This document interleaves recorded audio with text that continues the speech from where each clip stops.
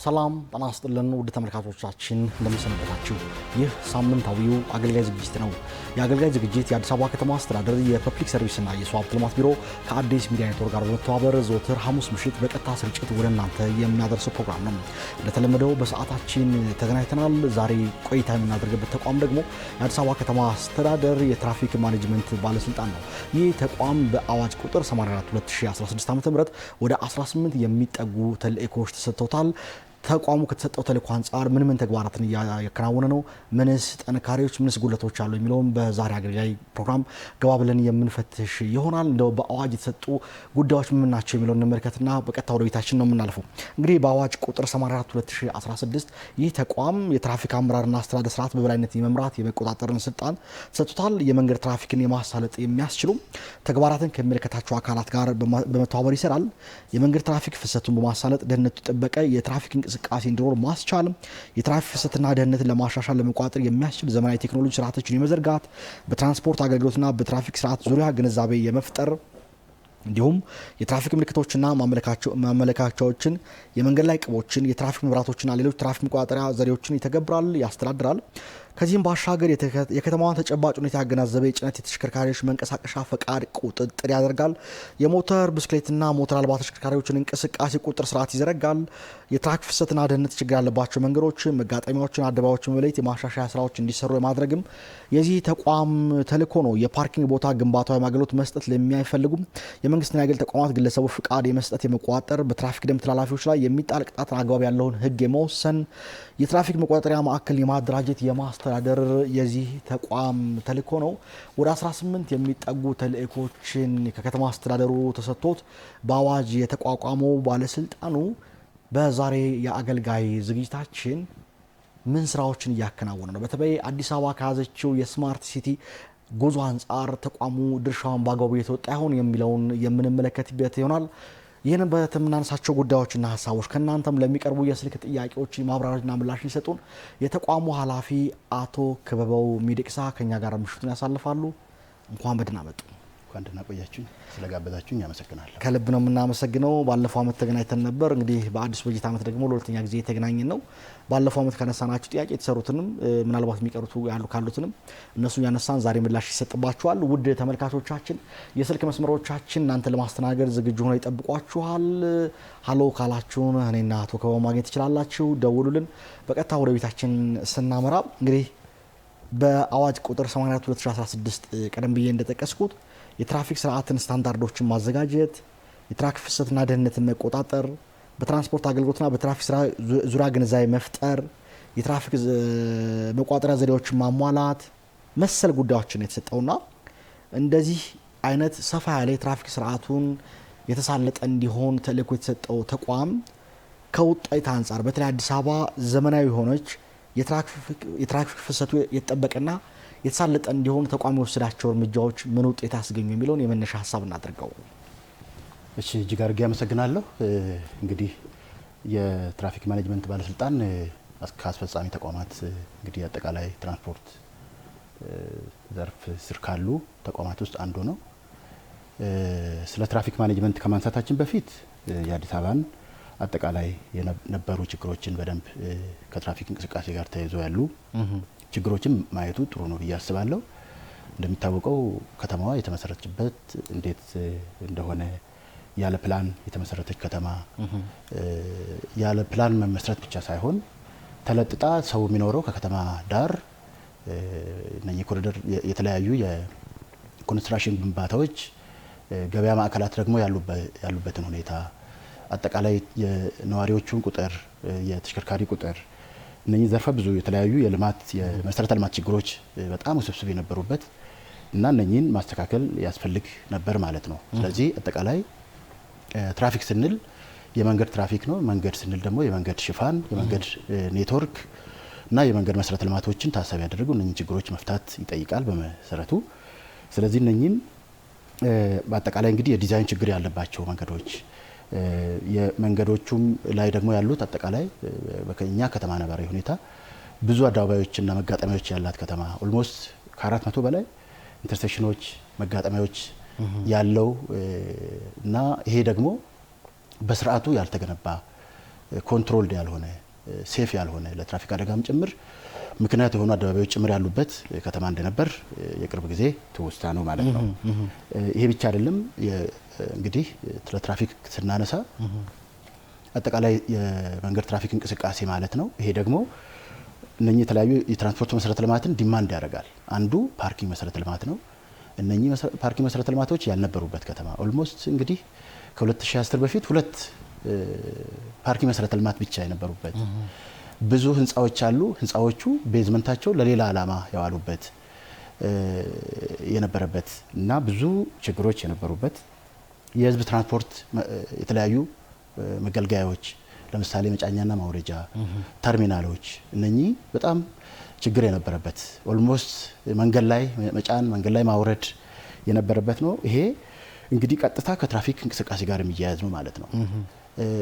ከቅርብ ጊዜ ወዲህ በኋላ ደግሞ አጠቃላይ የነዋሪዎች ቁጥር በጣም በብዙ ቁጥር መጨመር ምንም እንኳን እንደ ሀገር ያለን ተሽከርካሪ በጣም ውስን ቢሆንም ኦልሞስት እንደ ሀገር ካለን ተሽከርካሪ 80% አዲስ አበባ ውስጥ የተመዘገበ መሆኑ ሌሎችም ደግሞ ከክልል የሚመጡ በአምስቱም በር የሚወጡ የሚገቡ ይሄ ደግሞ ችግሩን በጣም ውስብስብ ያደረገበት አግባብ ከተማችን እንደሚታወቀው ከ6 7 8 ዓመት በፊት በትራፊክ አደጋ የምትታወቅ በአመት 600 በላይ ከዛም በላይ የሚሞቱ ዜጎች የሚሞቱባት ይሄ ሁሉ ታሳቢ ውስብስብ ችግሮችን ማኔጅ ማድረግ ያስፈልጋል በሚል ከተማ አስተዳደሩ እንግዲህ ይሄን ተቋም እንግዲህ አዋቅሯል ማለት ነው። ስለዚህ እነኚህን ችግሮች ለመፍታት አንዱና መሰረታዊ ጉዳይ መረጃ ነው። አጠቃላይ እዚህ ከተማ የሚንቀሳቀሱ አሽከርካሪዎች ያሉ መንጃ ፈቃድ ያላቸው አሽከርካሪዎች አጠቃላይ ቅድም ያልኩት ውስብስብ የትራንስፖርት መሰረተ ልማትን ማስተካከል ይጠይቃል። ይሄ በኮሪደር ልማቱም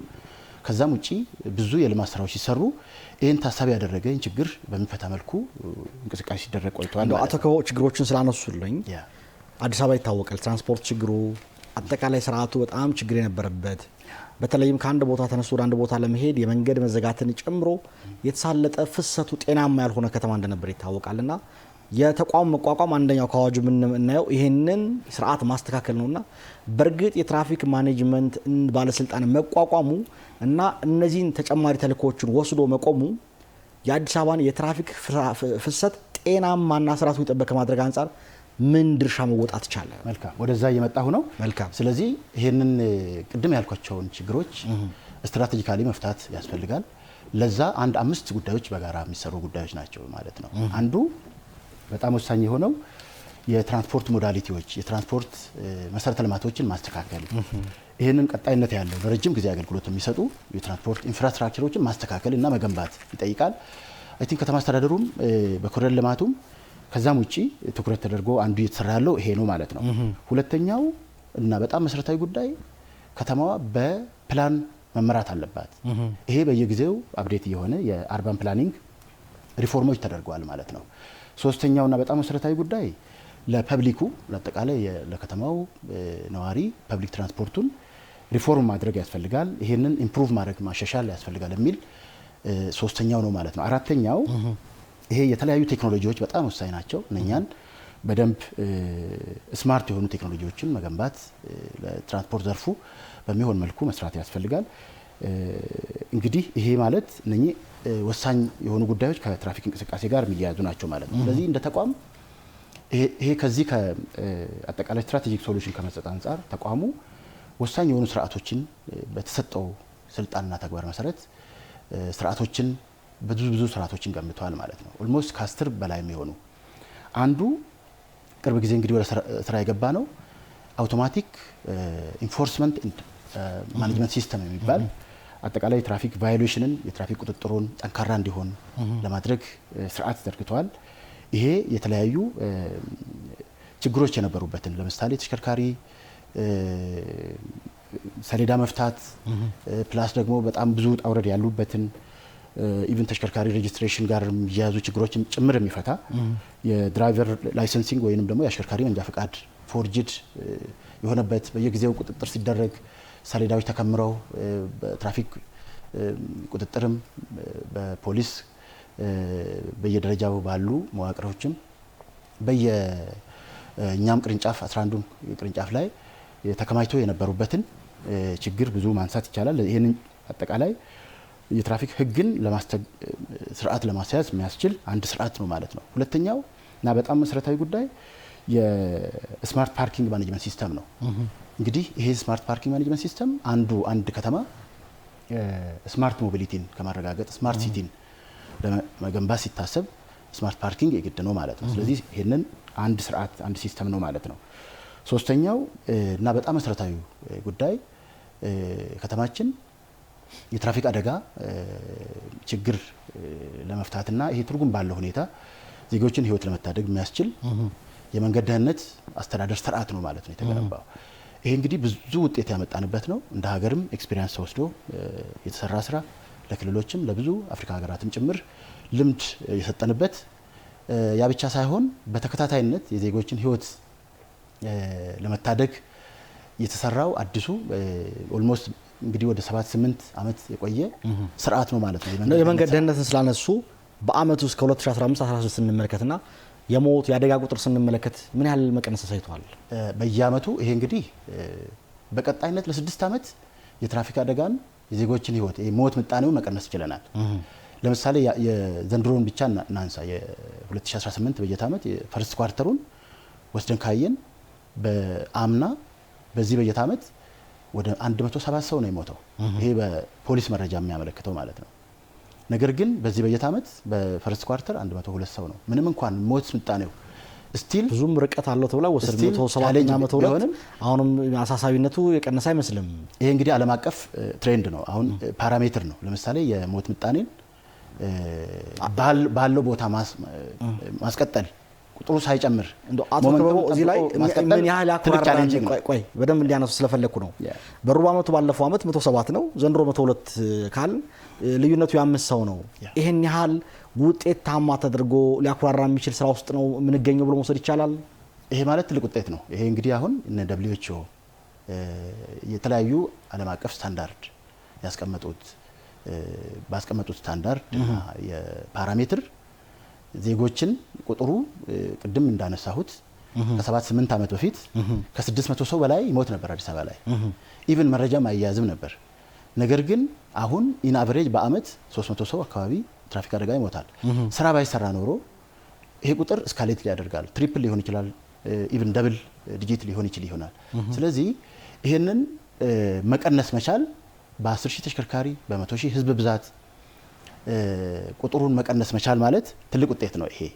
ይሄንን እኛ በምንለው ብቻ ሳይሆን ደግሞ እነ ብሉምበርግ ፊላንትሮፒስ የተለያዩ ዓለም አቀፍ ድርጅቶች እዚህ ላይ ጥናት የሚያደርጉ ብዙ ተቋማትም መረጃ በራሳቸው ፓራሜትር ስለሚያጣሩ ኢቭን ከተማችን በነገራችን ላይ ይሄንን ዜጎች ህይወትን በመታደግ ተሸላሚ ነች። እንደው አመታዊ ነገሩን ለማንሳት ተመልካቾችን ግልጽ ማድረግ መቀነሱ ያሳያል። ለምሳሌ 2012 ላይ የነበረው 418 ነው የሞት መጠን። 2013 387፣ 2014 ጨምሮ ወደ 411 መጣ። 2015 ላይ 393 ሆነ። 2016 383 አመታዊ የሞት ምጣኔው ስናየው የአካል ጉዳትን በተወሰነ መልኩ የመጨመርም የመቀነስ ሁኔታዎች ይታዩበታል። በአጠቃላይ ከጊዜ አንፃር ለማንሳት አስቸጋሪ ስለሆነ ነው። ከባድም የአካል ጉዳትም ስንመለከት እድገቶችም የወጣ እየወረደ ነው የሚሄድበት። ግን በአጠቃላይ ግን የትራፊክ ስርዓቱና ፍሰቱ ከአደጋ አንጻር ስንመለከተው አሁንም ቀሪ ቤት ስራዎች እንዳሉ የሚያሳይ ይመስለኛልና ወደ ስማርት ሲቲ ጽንሰ ሀሳብ ሊመጣ ስለፈለኩ ነው። ቅድም በደንብ ይሩበታል አብረው የስማርት ሲቲ ጽንሰ ሀሳብ አንደኛው ስማርት ሞቢሊቲ ነው አይደል? እንቅስቃሴው ስርዓቱ የተሳለጠ ማድረግ ነው። ያ ደግሞ ማለት ከአደጋ የጸዳ የትራፊክ ፍሰቱ ስርዓቱን የጠበቀ ማድረግ ነው አይደለ? ዜጎች በሚፈልጉበት ሰዓትና ወቅት ላይ ተንቀሳቅሰው የፈልጉበት ቦታ መድረስና ለጉዳያቸው መፈጸም መቻል ነው። የኢኮኖሚም አካል ነው የሚሆነው። አዲስ አበባ ስማርት ሲቲ ነው የምተገብረው የሚል ተደጋጋሚ ይገለጻል። በክብርት ከንቲባም የሚሰሩ መሰረተ ልማቶችም የስማርት ሲቲን ተግባራዊ ለማድረግ የሚያስችሉ ናቸው የሚል ነው የተነሳ የሚገኘውና በእርግጥ የትራፊክ ማኔጅመንት ስርዓቱ በትክክል የስማርት ሲቲ ጽንሰ ሀሳብ ለመተግበር የሚያስችል ቁመና ውስጥ የገባ ነው ብሎ መደምደም ይቻላል። ይሄ እንዲያብራሩ ስለፈለኩ ነው። ቀደም ካሉት ሀሳብ ጋር አያይዘው ያንሱልኝ። መልካም። እዚህ ደረጃ በጣም ጥሩ ደረጃ ላይ ነው ያለው ተቋሙ ማለት ይቻላል። አንዱ እንግዲህ ቅድም እንዳልኩት ስርዓቶች ናቸው የሚገነቡት። የመንገድ ደህንነት አስተዳደር ስርዓት አንዱ ሴፍቲ ላይ የሚሰራ ወይንም ለዜጎች ህይወት መታደግ መስራት ካለበት በዓለም አቀፍ ስታንዳርድ አንድ ከተማ ወር አንድ ሀገር ስርዓት ነው የሚዘረገው። የመጀመሪያው ስትራቴጂ ይነድፋል። ይህን ስትራቴጂ የሚተገብሩ አካላትን ለይቶ በ2030 በዓለም አቀፍ ስታንዳርድ መሰረት 2030 የት መድረስ እንዳለባት የኛ ከተማ የ6 ዓመት ስትራቴጂ የ5 ዓመት ስትራቴጂክ እቅድ ተዘጋጅቷል ማለት ነው። ስለዚህ በየአመቱ ፐርፎርማንሱ የኢቫሉዌት የሆነ በየአመቱ የሞት ምጣኔ ሌሎች ፓራሜትሮችን በየጊዜው ኢቫሉዌት እየተደረገ የሚሄድ ወደ 15 የሚሆኑ ተቋማት ሚናቸውን እንዲወጡ ክሊርሊ የተቀመጡ እቅዶች ስላሉ በእነኛ KPI ፐርፎርማንስ ኢንዲኬተሮች መሰረት ኢቫሉዌት እየተደረገ የሚሄድ ነው። ይሄ ካውንስል የሚመራው በከተማው ክብርት ከንቲባ ነው ማለት ነው እና ይሄ ትልቅ ውጤት ያመጣ ስራ ነው ማለት ነው። አንዱ ስርዓት ይሄ ነው። ሌላው እንግዲህ የተለያዩ የስርዓቶች አሉ። ለምሳሌ እዚህ ከተማ እንግዲህ አደጋ ምክንያት ምንድነው? የሚንቀሳቀሱ ተሽከርካሪዎች ምንድናቸው? ሞት የሚያደርሱ ተሽከርካሪዎች ምንድናቸው? ምክንያቱስ ምንድነው የሚል በደንብ ማጥናት መረጃ ላይ ሆኖ ውጤታማነቱ የተረጋገጠ ስራ መስራትን ይጠይቃል። ስለዚህ አንዱ የጭነት ተሽከርካሪ ጉዳይ ነው። እዚህ ከተማ ላይ የጭነት ተሽከርካሪዎች የሚንቀሳቀሱበት ማሽነሪዎች እና መሰል ተሽከርካሪዎች የሚንቀሳቀሱበት ስርዓት ተዘርግቷል። አንዱ ስርዓት ይሄ ነው ማለት ነው። ወደ ስማርት ሞቢሊቲ ይመጣል። መልካም። ሌላው የሞተር ብስክሌት እንቅስቃሴ ነው። ብዙ እንግዲህ የሀገራችን ከተሞች ሞተር ብስክሌትን ቁጥጥር ማድረግ ተስኗቸው መልሶ የኢቭን የትራፊክ አደጋ ምክንያት ብቻ ሳይሆን ኢቭን የወንጀል ምክንያትም የሚሆኑበት አግባብ አለ ማለት ነው። ስለዚህ የሞተር ብስክሌት እንቅስቃሴን መቆጣጠር የሚያስችል ስርዓት አለን ማለት ነው እንደ ከተማ። ሌላው የመንገድ ላይ ኩነት አስተዳደር፣ የተለያዩ የፍጥነት አስተዳደር ስርዓት ተገንብቷል በከተማችን ነባራዊ ሁኔታ። የመንገድ ምልክትና አመላካች ስርዓት አለን። ስለዚህ በአጠቃላይ እነኚህ ስርዓቶች ተዘርግቷል። እነኚህ ስርዓቶች በመዘርጋታቸውና መዘርጋት ብቻ ሳይሆን ግንዛቤ መስጠት፣ የሚመለከታቸው ተቋማት ጋር በጋራ መስራት፣ ስፔሻሊ ደግሞ ከአዲስ አበባ ፖሊስ መምሪያ ጋር ሌሎቹም ጉዳይ የሚመለከታቸው ከመንገዶች ባለስልጣን ጋር በጋራ በመሆን እና ከተማ አስተዳደሩም በልዩ ሁኔታ እነኚህ ስራዎች እንዲመሩ ባደረገው ከፍተኛ የአመራር ስርዓት ብዙ ውጤቶች ማምጣት ተችሏል። አቶ ክበበው ወደዚህ እንዳይመጡ ጥሩ ነው አሰራራችሁ ሄዳችሁ ያላችሁበት ነገር ውጤትም ታይቶበታል ብለን እንውሰድና የስማርት ሲቲን ሀሳብ አንስቻለሁ። ስማርት ሞቢሊቲ ወይም የዚህ የትራፊክ ስርዓቱን የከተማውን እድገት እና ቀጣይ ግቦችን ታሳቢ ያደረገ ነው መሆን ያለበት በሚል እናንተም በተወሰነ መልኩ በተለይ ከዚህ ከቅጣት ክፍያና የተለያዩ ቴክኖሎጂዎችን ሙከራ ያደረጋችሁ ያላችሁትና በእርግጥ አዲስ አበባ ከጀመረችው የስማርት ሲቲ ጉዞ አንጻር የስማርት ሞቢሊቲ የመፍጠር እንቅስቃሴያችሁ በተጨባጭ ምን ውጤት እየታየበት ነው የሚለውን ነገር እንዲያነሱ ፈልጋለሁ። በጣም ጥሩ። እንግዲህ የስማርት ሲቲ ኮምፖነንቶች ውስጥ አንዱ ስማርት ሞቢሊቲ ነው። ስማርት ሲቲ ሲባል ወደ 8 አንዳንድ ሀገራት 10 አንዳንድ ደግሞ 8 እንደኛ ነባራዊ ሁኔታ ወደ 8 የሚሆኑ ኮምፖነንቶች አሉት ስማርት ሲቲ። ከዛ ውስጥ አንዱ ስማርት ሞቢሊቲ ነው። ስማርት ሞቢሊቲ ስንል 3 ጉዳዮችን አሳስሮ መስራትን ይጠይቃል። አንዱ ዲጂታል ቴክኖሎጂ ነው። ሁለተኛው ዳታ ነው፣ መረጃ። ሶስተኛው ዘመናዊ ትራንስፖርቴሽን ነው። ዘመናዊ ትራንስፖርቴሽንን መፍጠር ነው። እነኚህ ሁሉ ተደማምረው ደህንነቱ የተጠበቀ ቀልጣፋ የሆነ ምቹ ትራንስፖርት ስርዓትን መዘርጋት የሚያስችል ስርዓትን መዘርጋት ማለት ነው ሞቢሊቲ። በጣም ጥሩ ሀሳብ ነው ያነሱት አቶ በጣም እንዲሄዱበት ስለፈለኩ ነው። ለተመልካቾችም ግልጽ እንዲሆን ዲጂታላይዜሽን፣ ዳታ፣ ዘመናዊ ትራንስፖርት ስርዓት መፍጠር ነው። ከዚህ ካነሱት ነጥብ አንጻር ቁመናችሁ ምን ደረጃ ላይ ነው የሚገኘው? በእርግጥ የዲጂታል ጉዟችሁ በሚፈለገው ፍጥነት፣ ጥራት መጓዝ ተችሏል ወይ? የዳታ አሰባሰብና የመረጃ ትንተና መስጠት የሚያስችል ስርዓት ዘርግታችኋል ወይ? ዘመናዊ ትራንስፖርት ስርዓታችን በእርግጥ የአዲስ አበባን ከተማ የህዝቡን የከተማዋን እድገት ፍላጎት ማሟላት ችሏል የሚለውን አጠር አድርገው ይመልሱልኝ። መልካም። ይሄ ስማርት ሞቢሊቲ እንግዲህ 5 ስራዎችን መስራትን ይጠይቃል። ስማርት ሞቢሊቲን ለማረጋገጥ አንዱ አይቲኤስ ነው። አይቲኤስ ሲባል በከተማችን የአይቲኤስ ስራን እየሰራን ነው። እዚህ አንዱ የትራፊክ ሲግናል ነው። የአይቲኤስ ኮምፖነንት ትራፊክ ሲግናል መጠቀም፣ ይሄንን የተለያዩ ኢንተርሴክሽኖችና መቆጣጠሪያ ማዕከል መቆጣጠሪያ ስርዓት የሚፈልጉ ኮንትሮልድ የሚሆኑ ሴፍ የሚሆኑ መሆን ያለባቸው ኢንተርሴክሽኖችና ጃንክሽንስ አሉ። ከተማችን የብዙ አደባባዮች መጋጠሚያዎች ያላት ከተማ ስለሆነች ማለት ነው።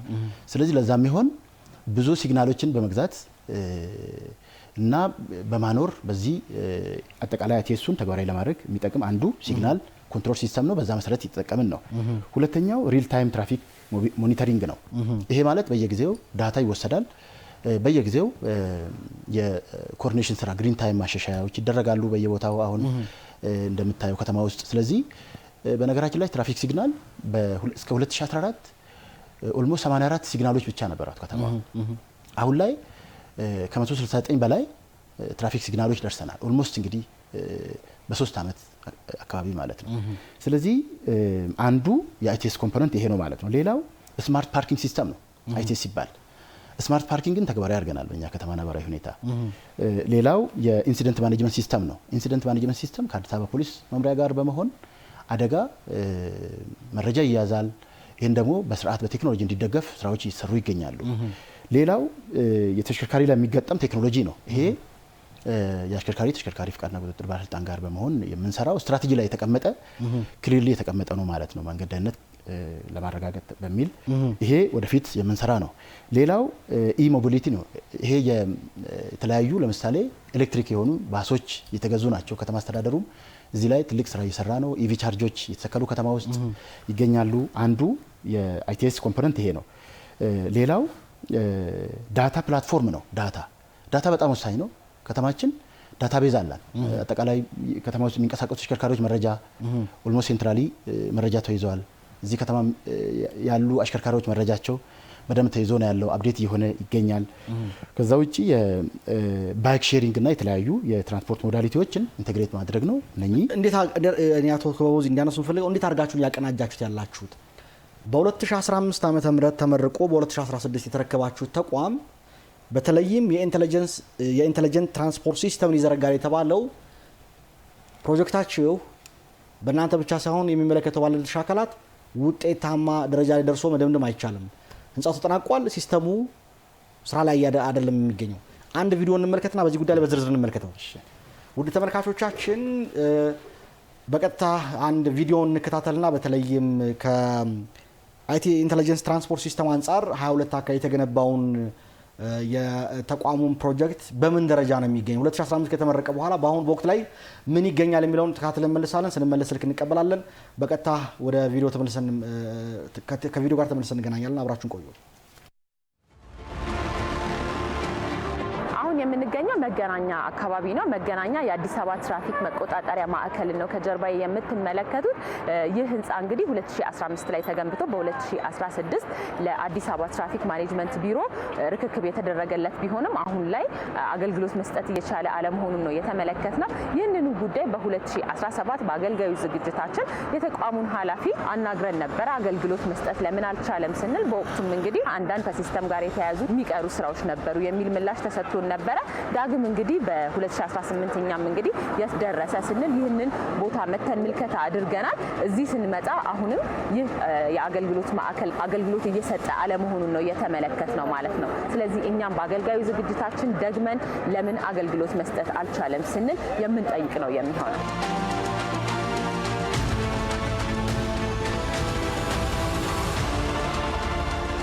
ደግሞ የምንገኘው ሌላኛው በአገልጋዩ ዝግጅታችን ምልከታ አድርገንበት ወደ ነበረበት ቦታ ነው የተገኘነው። መርካቶ ተገኝተናል። መርካቶ ዘመናዊ በሆነ መንገድ የተሰራው የመኪና ማቆሚያ ግቢ ውስጥ ነው የምንገኘው። ይህ ቦታ ላይ እንግዲህ ቀደም ሲል ተገኝተን ነበረ። በወቅቱም እንግዲህ እዚህ ቦታ ላይ ለመኪኖች ለማቆም ምቹ እንዳልነበረ እንደዚሁም ደግሞ ሊፍቱ አገልግሎት ይሰጥ እንዳልነበረ ተመልክተን ነበር። ስፔር ፓርቶቹን ኦልሬዲ ፈተናል። በጋራ ሄደን እንጎበኛለን።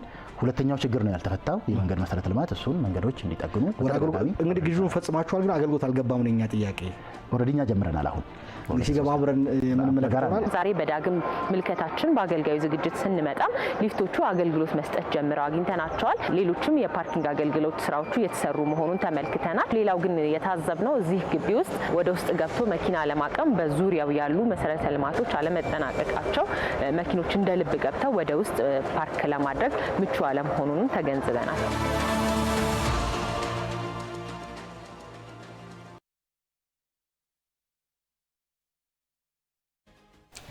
ወደ ተመልካቾቻችን ተመልሰን ተገናኝተናል። መስመር ላይ ስልክ አለ። ስልክ እንቀበልና በቀጥታ ወደ አነሳነው ጉዳይ ነው የምንሄደው። ሄሎ ሄሎ፣ ጤና ይስጥልኝ አቶ አላዛ። ጤና ይስጥልኝ። ማን እንበል? ከየት ነው? ክንፈ እባላለሁ ከካራ አየር ጤና መስመር። አቶ ክንፈ ጥያቄዎት ምንድን ነው? ዋና ዳይሬክተር ክበበው እንኳን ደህና መጡ እያልኩኝ መልካም። የሳራ አየር ጤና መንገድ ላይ ማታ ማታ በጣም ከፍተኛ የሆነ የትራፊክ ፍሰት መጨናነቅ ስላለ ያንም ያስተናግዱ የትራፊክ ቁጥሮች በጣም ዝቅተኛ ናቸው እና እሱ አካባቢ ላይ እንደው ምንድነው ያቆታል ወይ እንደ ተቋም የሚለው ነገር አንድ ነገር ማንሳት ፈልጌ ነው። መልካም አቶ ክንፈ ስለደወሉ ከልብ እናመሰግናለን። ምላሹን ይከታተሉን። አሎ ጥያቄ ይቀጥሉ። ጥያቄ አለኝ አላዛር፣ እባክዎትን ይቀጥሉ። ሁለተኛው ደግሞ ከዚህ ከአሽከርካሪዎች ስነ ምግባር ጋር ተያይዞና ከርፍ ከመጫን ጋር ተያይዞ በጣም ሀላል ነው የታወቀ ነው እና 3 ሰው ደርቦ መጫን አለ።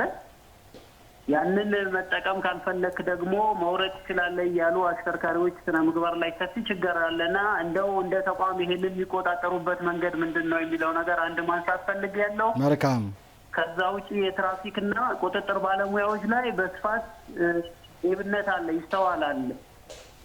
ስለዚህ እንደው ይሄንን የሚቆጣጠሩበት ስልት አለ ወይ እንደ ተቋም? ከሌለስ በቀጣይነት ምን ታስቧል የሚለው ነገር ዋና ዳይሬክተር ክበበው ምላሽ ሊሰጡኝ ብዬ ነው። አመሰግናለሁ። ስለደወሉ ከልብ ነው የምናመሰግነው። አቶ ክንፈ ምላሹን ከአቶ ክበበው ይሰጡታል። ይጠብቁን፣ አብሮን ይቆዩ።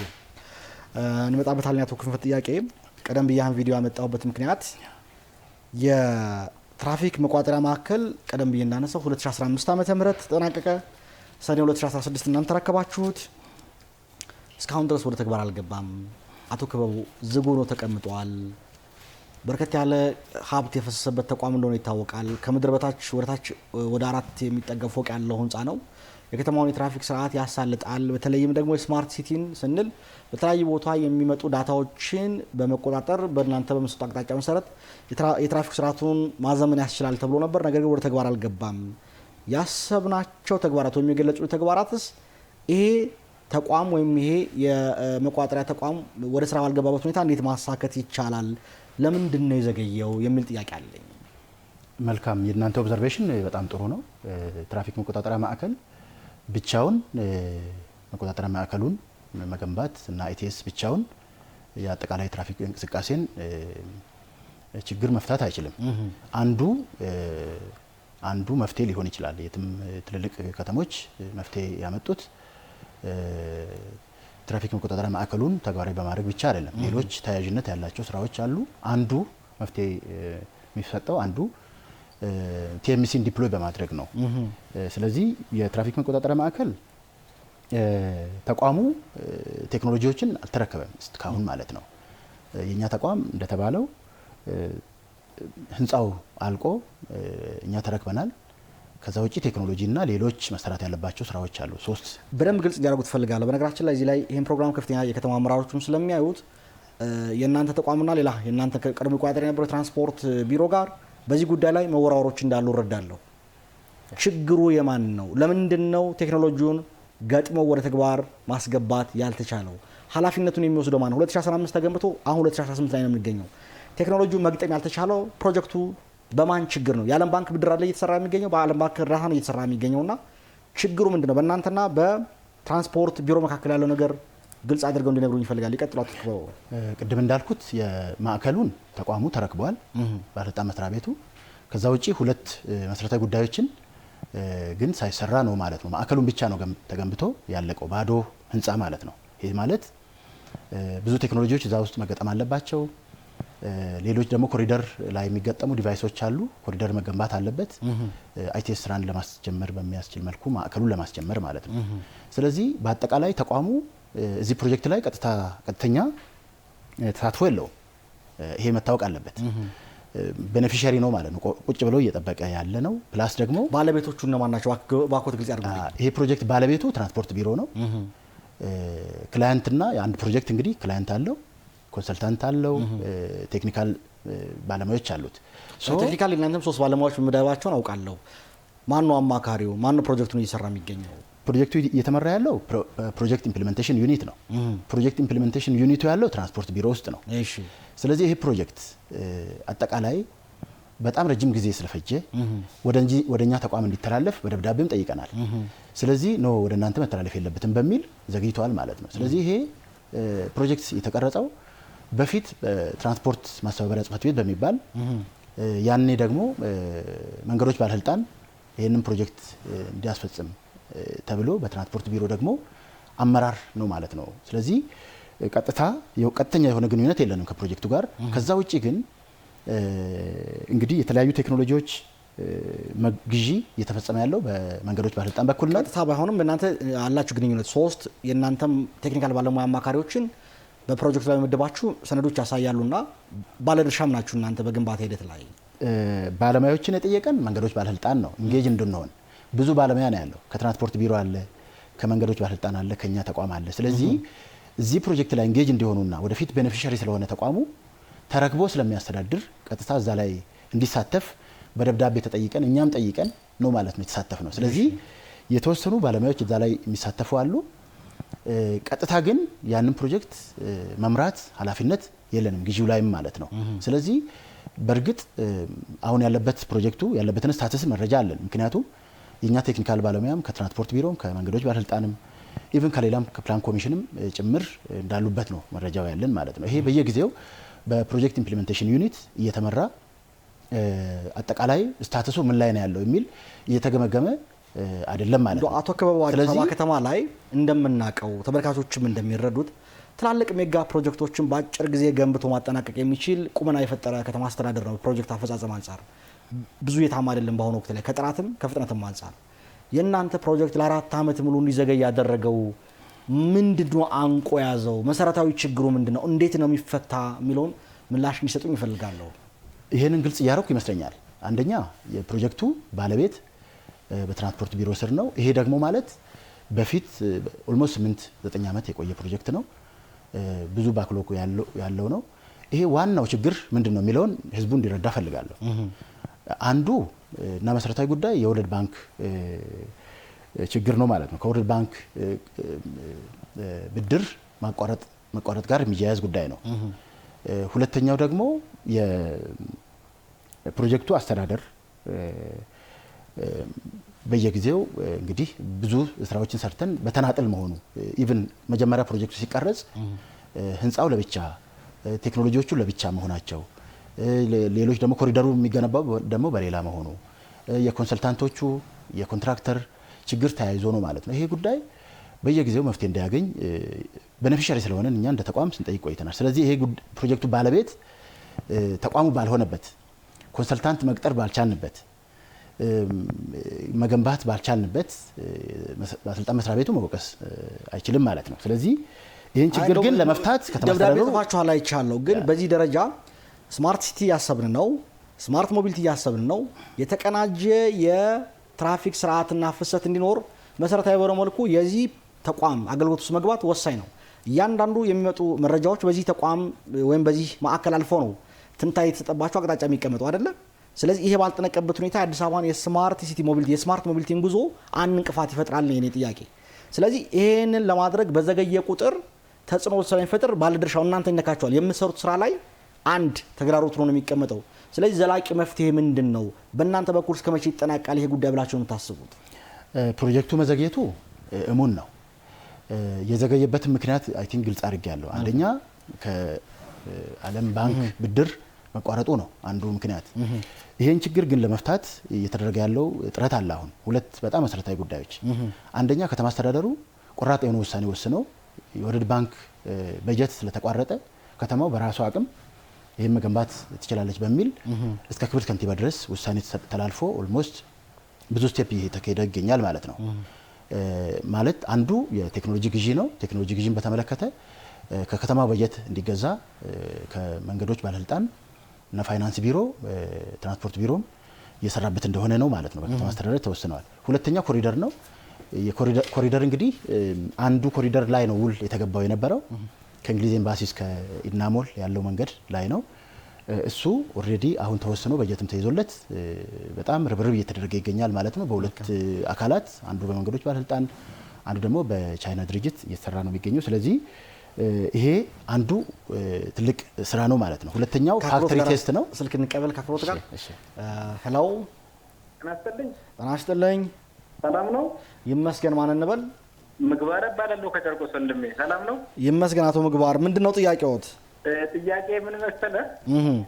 እዚህ ቤተክርስቲያኑ አካባቢ የተሰራ መብራት ነበረ። ከ6 ወር በላይ ሆኖታል። የመንገድ ትራፊክ መብራት ነበረና ስራ ካቆመ በቃ አይሰራም መብራቱ ነው። ኦልሬዲ ገጥሞት ነበር ሄዱት። ምንም እንቅስቃሴ እየሰራ አይደለም። መንገዱ ደግሞ የት አካባቢ ነው አሉኝ አቶ ምግባር? ቂርቆስ ቤተክርስቲያን አጠገብ ወደ ማንዴላ ትምህርት ቤት አካባቢ። እሺ አደባባዩን ይዞ ማለት ነው። እሺ ከተገጠመ ከ6 ወር በላይ ሆኖታል። መብራቱ መጥተው ሰርተው ሲሄዱ ግን ስራ እየጀመረ አይደለም። ይሄ ነው ጥያቄዎት? ጥያቄዎት ይሄ ብቻ ነው? ሁለተኛው ደግሞ ሌላ እንግዲህ ከአጠቃላይ ከአገሪቱ አስተዳደር ጋር ተያይዞ እንዳው ስራቸው በጣም ደስ የሚል ስራ ነው የሚሰሩት። ነገር ግን ቅድሚያ ለመስጠት ለሚገባቸው አካላት ደግሞ ቅድሚያ እንዲሰጥና በተለይ ትራንስፖርት አጠቃቀሙ ላይ የአካል ጉዳተኞች ጉዳይ በደንብ ታሳቢ ቢደረግ የሚል ነገር ጥቆማ ለመስጠት ነው። ስለ ደወሉ ከልብ ነው የምናመሰግን። ይከታተሉን።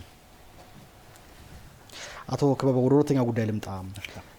ስማርት ሲቲው ጋር አንደኛው ተያይዞ የዚህ በተለየ ፓርኪንግ በተመለከተ መገናኛና ቀድሞ የተገነቡ ናቸው። እንዲሁም ደግሞ መርካቶ ባለፈውም ስንገናኝ በዚህ በቪዲዮ ላይ እንዳየነው በተለይ መርካቶ አካባቢ የነበረው አንዋር መስጊድ አካባቢ ቆሞ ነበረ። አሁን መሳሪያው አገልግሎት እየሰጠ ነው፣ ሊፍቱ አገልግሎት እየሰጠ ነው። ነገር ግን አሁንም አካባቢው ላይ ወደ መኪናውን ለማስገባት የሚያስችል ምቹ ሁኔታዎች የሉም። አንዳንዶቹ እንዳዩት በቪዲዮም በርካታ ተንቀሳቃሽ አካላት ያሉበት መንገዱ የተዘጋባቸው ሁኔታዎች አሉ። ለመግባት ምቹ አይደለም፣ መሰረተ ልማቱ ሙሉ አይደለም እና እሱ ላይ ያለው ነገር ምንድን ነው? ማስተካከል አይቻልም ወይ? ትክክለኛው ኦብዘርቬሽን ነው። ቅድም አንዱ እንግዲህ የአጠቃላይ እነኝህን ስማርት ፓርኪንጎችን ስራ ለማስጀመር ብዙ ችግሮች የነበሩበት ነው። ስክሪኖች፣ የተለያዩ የስፔር ፓርት ችግሮች የነበሩበት ነው። እሱን ችግር ፈተን ከውጪ አስገብተን ኢንስቶል በማድረግ ህንፃው አገልግሎት እየሰጠ ይገኛል አሁን ላይ። ነገር ግን እኛም ሄደን እንዳየነውና እንዳረጋገጥ ነው መንገዱ መግቢያ ላይ አክሰሱ መንገድ አልተሰራም። ይህም በተደጋጋሚ ለመንገዶች ባለስልጣን በደብዳቤም ጭምር አሳውቀናል። በተለያዩ ስራ ጫና ምክንያት ሳይሰራ የቆየ ነው። አይ ቲንክ አሁን በጋራ ሆነን ለትራንስፖርት ቢሮም ያቀረብነው ጉዳይ ነው። ይሄ በአስቸኳይ ተጠግኖ እንዲሰራ መንገዶች ባለስልጣን ያግዘናል ብዬ አስባለሁ። ስለዚህ ይህን ችግር ከመንገዶች ባለስልጣን ጋር ሆነን በአስቸኳይ እንዲፈታ እናደርጋለን። የእኛም ጥያቄ ስለሆነ ትክክለኛ ጥያቄ ነው። የስልክ ደዋያችን አቶ ክንፈን ጥያቄ እናስተናግድ። ከካራ ጋር ጤና መንገድ ከፍተኛ የሆነ መጨናነቅ አለ። በቂ የትራፊክ ባለሙያዎች ቁጥጥር የለም። በዚህ ደግሞ በአካባቢው ላይ የሚታይ ችግር ስላለ ይህን ነገር አላያችሁትም ወይ የሚል ጥያቄ አለ። በተለይም ደግሞ እሳቸው እንዳነሱት በተለይ ከባለሙያዎች ጋር በተያያዘ የስነ ምግባር ችግሮችም አለ። የትራፊክ ቁጥር ባለሙያዎች ገንዘብ ከመጠየቅ ሌሎች ያልተገባ ስነ ምግባር መፈጸምን አንስተዋል። ደራርቦ መጫንም አንደኛው መሰረታዊ ችግር እንደሆነ ስላነሱ የአቶ ክንፈን ጥያቄ እንዴት ነው የሚገነዘቡት? ምላሹት ምንድን ነው? አየር ጤና ካራ መስመር ከወትሮ በተለየ ሁኔታ አንደኛ አሁን አዲስ እየተገነባ ያለ መንገድ እንዳለ ይታወቃል። ከተማ አስተዳደሩ ትልቅ በጀት መድቦ የብዙ ዓመት ባክሎግ የነበረውን መንገድ በአጭር ጊዜ ግንባታው ተጀምሮ በአጭር ጊዜ ለመጨረስ እየተሰራ ይገኛል። ስለዚህ አንዱ ትራፊክ መጨናነቁ ምክንያት እዛ ጋር ኮንስትራክሽን እየተሰራ ስለሆነ ነው። ሁለተኛው ደግሞ አማራጭ መንገዶች ስለሌሉት ነው ያ መንገድ። ስለዚህ ይህ መንገድ ትራፊክ መጨናነቅ እንዳለው እናውቃለን። አንዱ የትራፊክ ቁጥጥር ስራን መስራት ነው። በጎ ፈቃደኛ ወጣቶችን መድበናል። የትራፊክ ቁጥጥር ሰራተኞችም ትራፊክ ፖሊሶችም ቁጥጥር እያደረጉ ይገኛሉ። እንደተባለው የትራፊክ ቁጥጥር በደንብ እንዲጠናከር እንሰራለን። በቁጥጥር በማጠናከር ብቻ ግን ችግሩ አይፈታም። ኮንስትራክሽኑ አንደር ኮንስትራክሽን ስለሆነ ያ ኮንስትራክሽኑ ሲያልቅ ችግሩ ይፈታልና በዛ መሰረት እንዲታገሱንም እንጠይቃለሁ። በሌላ በኩል ቁጥጥሩ ደግሞ በደንብ እንዲጠናከር የሰው ኃይል የትራፊክ ተቆጣጣሪዎች ቁጥር አነስተኛ ስለሆነ እሱን ቅጥር እየፈጸምን ነው። እንዲጨመር እና ትኩረት እንዲያገኝ የምንሰራ ነው የሚሆነው። ትራፊክ ፖሊስም አይ ቲንክ በጋራ ሆነን ከአዲስ አበባ ፖሊስ መምሪያ ጋር ትኩረት የምናደርግበት ነው የሚሆነው ማለት ነው። በአጠቃላይ ግን የትራፊክ ቁጥጥር እዚህ ከተማ ላይ እንደሚታወቀው ማኑዋሊ ሲሰራ ነበር። አንዱ የብልሹ አሰራር ምክንያት የሆነው ይሄ ማኑዋል አሰራር ስለነበር ነው። ፓድ እናሳትማለን። ፓድ ህትመቱ ኢን ሚሊየንስ በጀት ኮንሱም ያደርጋል። በአመት ከ17 ሚሊዮን በላይ ኢቭን ወጪ እናደርጋለን። የትራፊክ ፖሊስም የትራፊክ ተቆጣጣሪም ፓድ ተሸክሞ ነው የሚሄደው። ብዙ የተቆጣጣሪዎችም ስራ ላይ ብዙ ጫናዎች ነበሩ። ከዛም በላይ ደግሞ የተገልጋይ እንግልት ያለበት በጣም ብዙ ችግር ያለበት ነበር ማለት ነው። ይሄንን ዲጂታላይዝ አድርገናል ማለት ነው። አጠቃላይ ቁጥጥር ስርዓቱን አንደኛ በቴክኖሎጂ እንዲደገፍ አድርገናል። ስለዚህ አንዱ ብልሹ አሰራርን የምንቀርፍበት በዚህ ነው ማለት ነው። ይሄ እንግዲህ አንዳንድ አልፎ ትራፊክ ተቆጣጣሪዎች እዚህ ብልሹ አሰራር ውስጥ ሊገቡ ይችላሉ። የምንፈልገው ጥቆማዎችን መስጠት እና መደገፍ ያስፈልጋል። አንዳንዶቹ እርምጃ የወሰንባቸው አሉ። ወደ በዚህ በጀት ዓመት ብቻ ባለፉት 3 ወራት የፈርስት ኳርተሩን ብቻ ወስደን ካየን ወደ 27 የሚሆኑ ተቆጣጣሪዎች ላይ እርምጃ ወስደናል። ከባድ ዲሲፕሊን እርምጃ በቀላልም ኢቭን እስከ ስራ እስከ ማስተናበትም የንባቸው ጉዳዮች አሉ ማለት ነው። ይሄ ግን ማለት ሌሎች ግን አብዛኛውን የሚወክል አይደለም ማለት ነው። የሚለፉ ፀሐይና ብርድ ተፈራርቆባቸው የሚቆጣጠሩ አካላት አሉ። ስለዚህ የባህሪ ለውጥ እንዲመጣ የስነ ምግባር ላይ እየሰራ እንገኛለን። ጥቆማ ስርዓትም አለን። በዚህ ቴክኖሎጂ ጥቆማ ስርዓትም በአካልም በቴክኖሎጂም በ696ም ጥቆማ ቢሰጡን ወዲያው ወስደን ጥናት አድርገን ማስተካከያ እርምጃ የምንወስድ መሆኑን አቶ ክንፈ አንደኛ ያነሱት ደራርቦ መጫና አንደኛው አንስተዋል። ሰው በጣም እየተንገላታ ነው። በተለይ በሰዓት መግቢያና መውጫ ሰዓታት ላይ ከፍተኛ ሆነ ሰዎችን አጨናንቆ የሚጫኑ ሁኔታዎች አሉና ይሄንስ እንዴት ነው ያያችሁት ያላችሁት ነገር? ከተፈቀደው ልክ መጫን በላይ መጫን ለአደጋም የሚያጋልጥበት ሁኔታዎች አሉና ይሄ ደግሞ እየተለመደ መጥቷል። ምንድነው መፍትሄው? ለምን ዝም አላችሁ? ጥያቄ ነው የሳቸው። እኔም እጋራቸዋለሁ። ትክክል። ይሄ እንግዲህ ከመጫን አቅም በላይ መጫን እኛም ኦብዘርቭ የምናደርገው ችግር ነው። እንደሚታወቀው ከተማችን የፍላጎትና የአቅርቦት ችግር ያለበት ነው። ያለው ፍላጎት በጣም ሀይ ነው፣ ዲማንዳችን በጣም ሊሚትድ ነው። በከተማ አስተዳደሩ እንግዲህ ከጊዜ ወደ ጊዜ በጣም ብዙ ይህን ችግር ለመቅረፍ ብዙ ድጎማ ያደርጋል። በቢሊዮን የሚቆጠር በጀት ድጎማ ይደረጋል። ብዙ ባሶች በየአመቱ መቶ ባሶች ግዢ ይፈጸማሉ። አሁንም ግን ከችግሩ አልተላቀቅም። ይሄ ጊዜን ይፈጃል ማለት ነው። ብዙ አቅም ብዙ በጀት ኮንሱም የሚያደርግ ነው። ስለዚህ አቅርቦቱ ላይ መስራት ይህን ችግር ይፈታል። ስለዚህ ይሄ የስምሪት ስርዓት ጋር የሚያያዝ ነው። ከትራንስፖርት ቢሮ ጋር ሆነን የምንሰራው ስራ ነው የሚሆነው ማለት ነው። ተደራርቦ የሚጭኑ ኦቨር የሚጭኑ ታክሲዎችም አሉ። እነኚህ የህዝብ ትራንስፖርት ላይ ትኩረት አድርገን የምንሰራ ነው የሚሆነው። ችግሩ ግን የፍላጎትና የአቅርቦት ማነስ በመኖሩ ስለሆነ ከዛ ጋር ተያያዥነት ያላቸው ጉዳዮች ናቸው። ጥቆማ ያቀረቡልን ኦብዘርቬሽን ትክክለኛ ነው ለማለት ነው የምንሰራበት። ከልብ ነው የማመሰግነው። ውድ ተመልካቾቻችን በመከታተል ላይ የምትገኙት ሳምንታዊ አገልጋይ ፕሮግራም ነው። ይህ ፕሮግራም የአዲስ አበባ ከተማ አስተዳደር የፐብሊክ ሰርቪስና የሰው ሀብት ልማት ቢሮ ከአዲስ ሚዲያ ኔትወርክ ጋር በመተባበር ዘወትር ሐሙስ ምሽት በቀጥታ ስርጭት ወደ እናንተ የሚያደርስ ፕሮግራም ነው። ቆይታ እያደረግነው የምንገኝበት ተቋም ደግሞ የትራፊክ ማኔጅመንት ባለስልጣን ነው። ካፍታ ቆይታ በኋላ እንመለሳለን። አብራችሁን ቆዩ።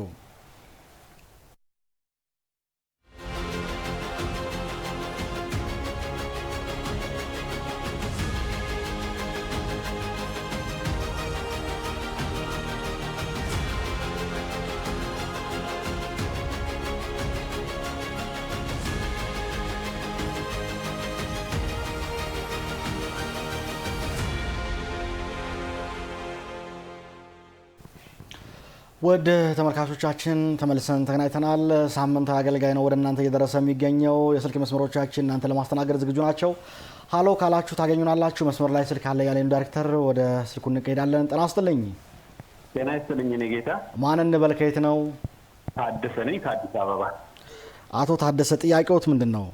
ጥያቄ ምን እንደሆነ ታውቃለህ? አሁን ከመገናኛ ወደ ቦሌ መንገድ በምንሄድበት ጊዜ ተደብቀው የሚቆሙ ራዳር የሚቆጣጠሩ ሰዎች አሉ አንዳንድ ጊዜ።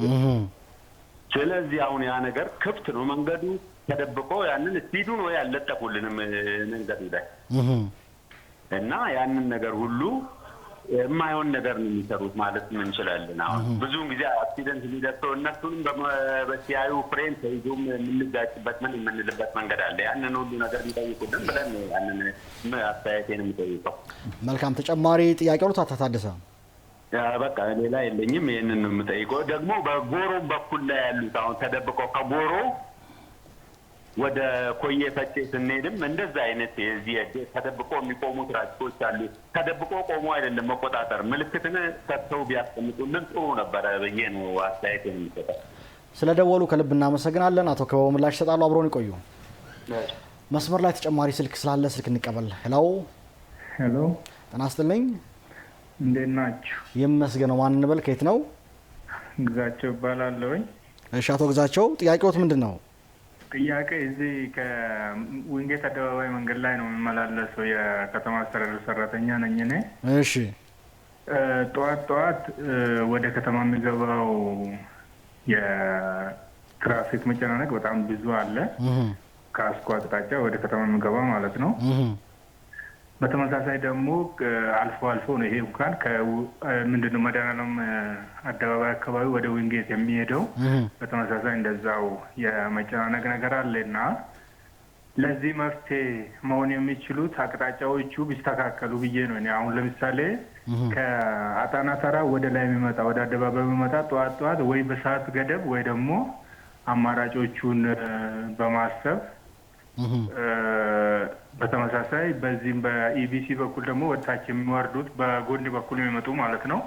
እሱንም አማራጭ ቢደረግላቸው ኦልሞስት ሁለቱ አቅጣጫዎች ብቻ ላይ ማስተናገድ ስለሚቻል እሱ ላይ መጨናነቆቹ መቀነስ ይቻላል ብዬ ስላሰብኩኝ ነውና እናንተም ምናልባት የትራንስፖርት ቢሮ ይሄንን ሀሳብ ወስዶ መፍትሄ ሊሰጥበት ጥሩ ነው ብዬ ስላሰብኩ ነው። አቶ ግዛቸው ስለደወሉ ከልብ ነው የምናመሰግነው። ስለ አስተያየቶቹ እናመሰግናለን። አቶ ከበባው ተጨማሪ ሀሳብ ይሰጡበታል። አብረውን ይቆዩ። ስልኮችን አንስተና ወደ ስልኮቻችን ከመሄዳችን በፊት አንዳንድ ጥያቄዎችን ላንሳና ወደ ስልክ ጥያቄዎች እመለሳለሁ። ከዚህ ቀደም የፓርኪንግ ክፍያ ዘዴዎች እጅ በእጅ ይደረግ የነበረውን ክፍያ ማስቀረት በቴሌብርም በሲቢ ብርም ከተለያዩ ባንኮች ጋር በማያያዝ ክፍያ እንደውም ደግሞ የእናንተ አፕሊኬሽን በማዘጋጀትም ክፍያው በሱ እንዲፈጸም የማድረግ እንቅስቃሴዎች እንዳሉ ማየት ይችላል። ነገር ግን አሁንም በአንዳንድ ቦታዎች ላይ ገና በትኬት የሚደረግ ክፍያዎች አሉ። ይህ ደግሞ የገንዘብ አሰባሰብና አጠቃላይ የሀብትና የማሰባሰብ ሂደቱ ላይ የራሱ የሚያስከትለው ተጽዕኖዎች አሉ። ምናልባት ለግል ጥቅም የሚውሉበት እድሎች ሰፊ ነው። ባለፉት ጊዜያት እንዳየነው በርካታ ሰዎች በዚህ ላይ ተሳትፎ ነበራቸውና በተለይ ፓርኪንግ አካባቢ ላይ ለማስተካከል የተወሰደውን እርምጃ እንደተጠበቀ ሆኖ ሙሉ ለሙሉ ወደ ኤሌክትሮኒክስ ሲስተም ማስገባት ያልተቻለው ለምንድን ነው የሚለውን እንዲያብራሩ ትፈልጋለሁ አቶ ከበባው። መልካም። እንግዲህ ቅድም እንዳብራራሁት አንዱ አጠቃላይ የትራፊክ ማኔጅመንት ስርዓቱን ለማዘመን ተቃውሞ ከሰራቸው ስራዎች ውስጥ አንዱ ፓርኪንግ ማኔጅመንት ሲስተም ነው። የፓርኪንግ አስተዳደር ስርዓቱ ከዚህ በፊት ማኑዋል ሲሰራ ነበር። ይህንን በጣም በአጭር ጊዜ ወደ ቴክኖሎጂ ወደ ስማርት ፓርኪንግ ሲስተም ገብተናል ማለት ነው። ስለዚህ እንደሚታወቀው ሲስተሙን ካስለማን በኋላ የክፍያ ስርዓቶች ያስፈልጋሉ። እነኚህ ክፍያ የሚፈጽሙ አካላት ጋር የሲስተም ኢንቴግሬሽን ያስፈልግ ነበር። ስለዚህ አንዱና ቀድመን ኢንቴግሬሽን ስራ የሰራ ነው ከሲቢኢ ጋር ነው ማለት ነው። ስለዚህ አንዱ ሲቢኢ ኢንቴግሬሽን ፈጽመን ፓርኪንጉን ኦልሞስት እዚህ ከተማ እንግዲህ ያሉ ፓርኪንግ ህጋዊ ሆኑና ከኛ ጋር ውል ገብተው ያሉ ማህበራት ይህንን ስርዓት እንዲጠቀሙና የክፍያ ስርዓቶቹንም አማራጭ እንዲኖራቸው ተሰርተዋል። በቅርብ ጊዜ ደግሞ ቴሌብር ጋር ኢንቴግሬት አድርገናል ማለት ነው። ስለዚህ የፓርኪንግ ማኔጅመንት ሲስተሙን ኦልሞስት በቴክኖሎጂ እንዲደገፍ አድርገናል፣ ከማኑዋል አውጥተናል ማለት ነው። ይሄ ብቻ ሳይሆን ከዚህ በፊት የነበረውንም ገቢ ትርጉም ባለው ሁኔታ እንዲስተካከል ተደርጓል። ስለዚህ በአጠቃላይ መሻሻሎቹ ምን ይመስላል? በአሰባሰብ አንጻር ምን ያህል ገንዘብ መሰብሰብ ቻላችሁ በዚህ በሩብ ዓመቱ? እንግዲህ ሲስተሙ ከጀመረ ወዲህ እና ከዛ በፊት ያለውን መረጃም ማንሳት ይቻላል። ለምሳሌ በየአመቱ ከፓርኪንግ ብቻ እንግዲህ ከተማችን ከፓርኪንግ ኢቭን የትራፊክ ማኔጅመንት ስርዓቱን ከማሻሻልና ችግሩን ከመፍታትም በላይ ብዙ ገቢም ማመንጨት ይቻላል። ይሄ ደግሞ ለተለያዩ ልማቶች ብዙ ሌሎች ፓርኪንጎችን መገንባት ይቻላል። ስለዚህ ብዙ ልማትም መስራት ስለሚቻል ያንን ታሳቢ ያደረገ ጥናትም ተደርጓል እንደ ከተማ። ስለዚህ አንዱ ፖቴንሻል ሆኖ ተለይቷል። ስለዚህ በየአመቱ ማክሲመም እስከ 1.7 ሚሊዮን ይሰበሰብ ነበር ከፓርኪንግ። አሁን በዚህ ሲስተም ስራ ከጀመርን በኋላ እስካሁን ማለት ነው 53 ሚሊዮን በጀት መሰብሰብ ተችሏል። በዚህ ስርዓት ስራ ከጀመርን ወዲህ ማለት ነው። ይሄ ማለት ደግሞ የተለያዩ የክፍያ አማራጮች ጋር ያሉትን ሲስተሞች አፕሊኬሽኖችን ኢንቴግሬት አድርገናል። አንዱ ቅድም እንዳልኩት ከንግድ ባንክ ጋር፣ ሁለተኛው ከቴሌብር ቅርብ ጊዜ ነው አሁን ከቴሌ ጋር ኢንቴግሬት ያደረግነው። 353 የሚሆኑ ማህበራት ይህን ሲስተም እየተጠቀሙ ነው አሁን ላይ ማለት ነው።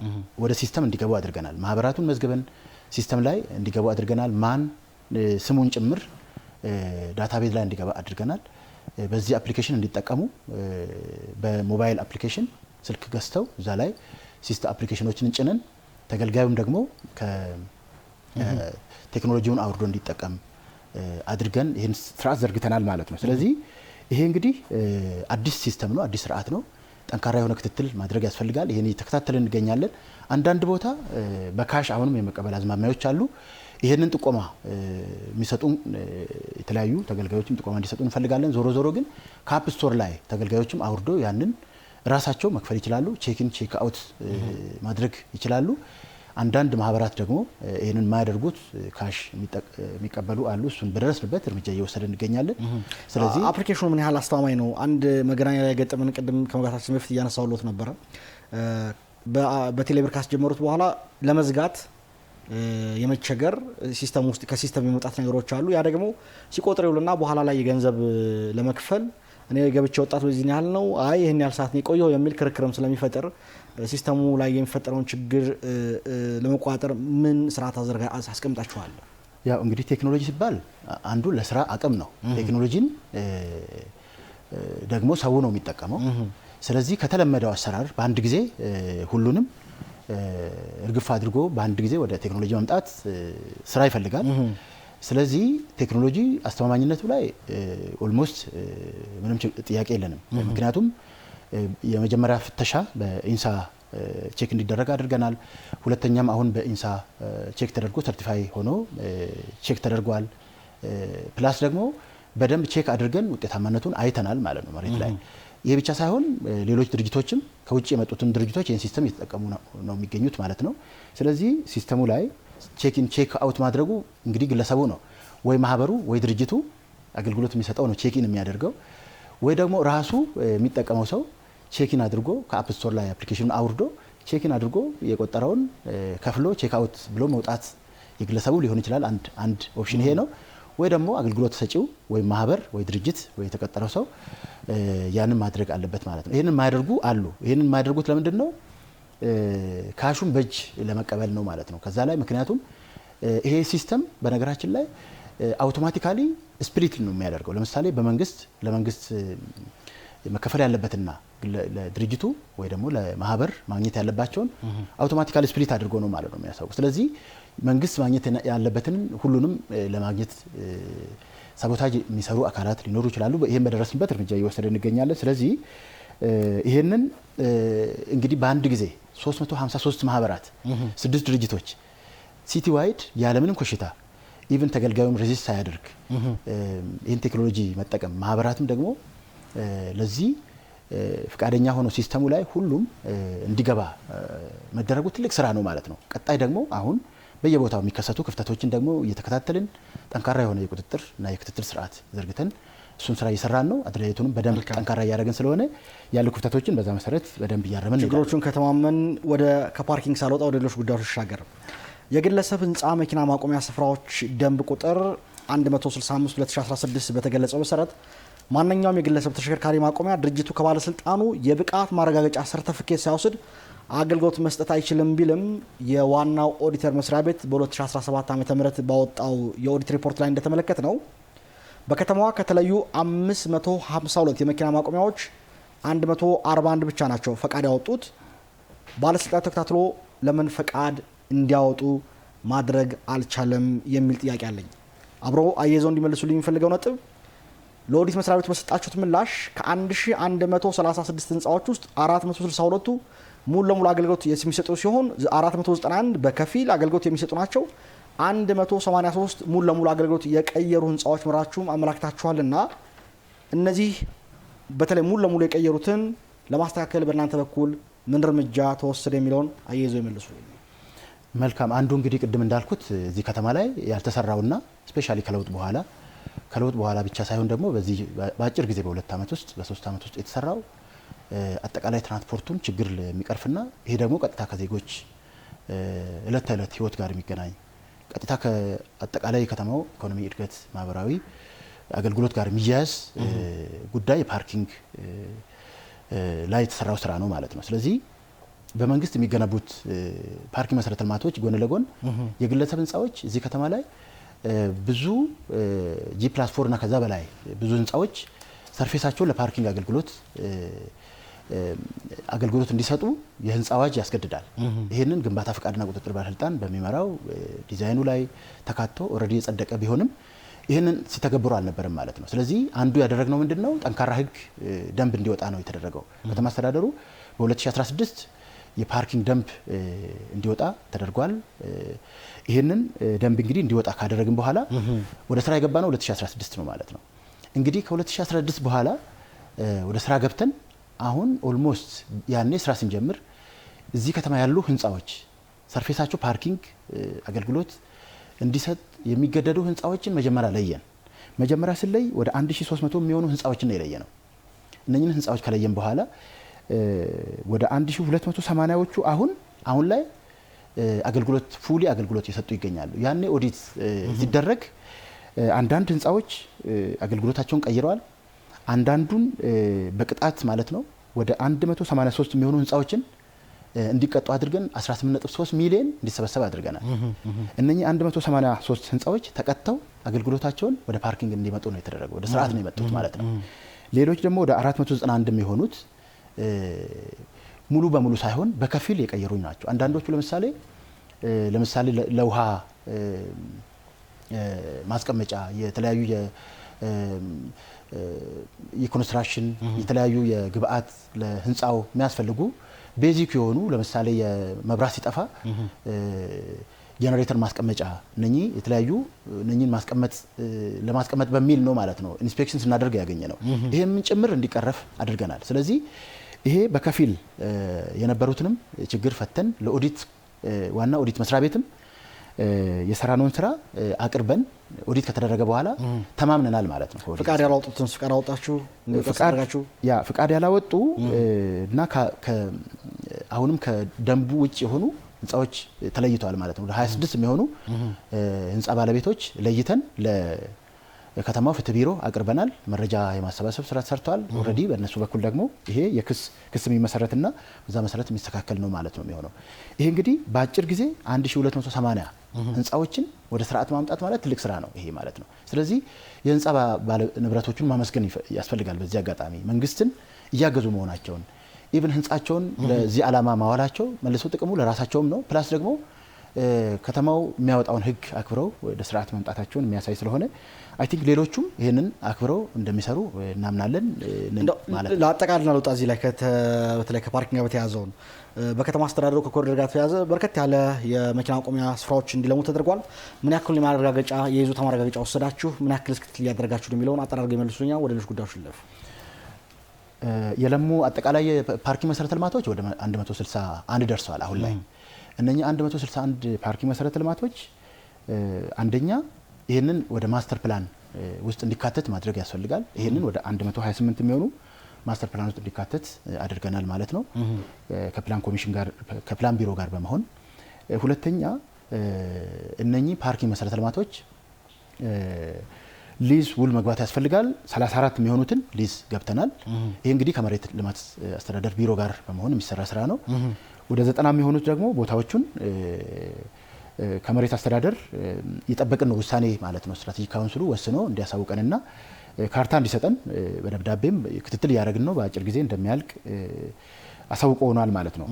ከዛ ውጪ ሌሎች ደግሞ ከፒፒፒ ጽህፈት ቤት ጋር በመሆን መንግስትና ግል አጋርነት ጽህፈት ቤት ጋር በመሆን አውትሶርስ ተደርጎ በዛ መሰረት ስራዎች እየሰሩ ይገኛሉ። ስለዚህ እነኚህ ፉሊ አሁን ለምተው ያሉ ፓርኪንግ መሰረተ ልማቶች ወደ 4 የሚሆኑትን ራሳችን ባለስልጣን መስሪያ ቤቱ እያስተዳደረ ይገኛል። ህንፃዎቹን በተመለከተ ማለት ነው። አንዳንዶች ኦን ስትሪት የሰርፌስ የሆኑትን ደግሞ ፓርኪንግ መሰረተ ልማቶችን አውትሶርስ አድርገን ኦን ስትሪት ደግሞ የሆኑትን ማህበራትን ቅድም ባልኩት በቴክኖሎጂ አስደግፈን ወደ ስርዓት አስገብተን ይሄ እንግዲህ በጣም ከተማ ላይ አሁን የምናየውን ትራፊክ ፍሰት መሻሻል ይሄ ሁሉ ተደማምሮ የመጣ ውጤት መሆኑን መገንዘብ።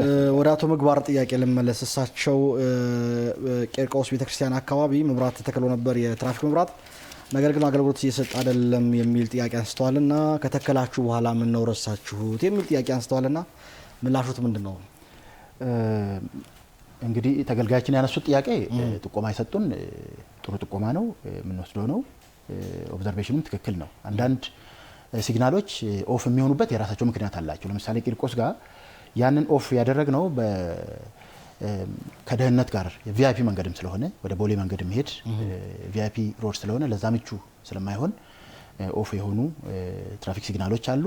ሁለተኛ በየጊዜው ትራፊክ ሲግናል ሲባል በየጊዜው እየተሻሻለ የሚሄድ ነው፣ ቋሚ አይደለም ማለት ነው።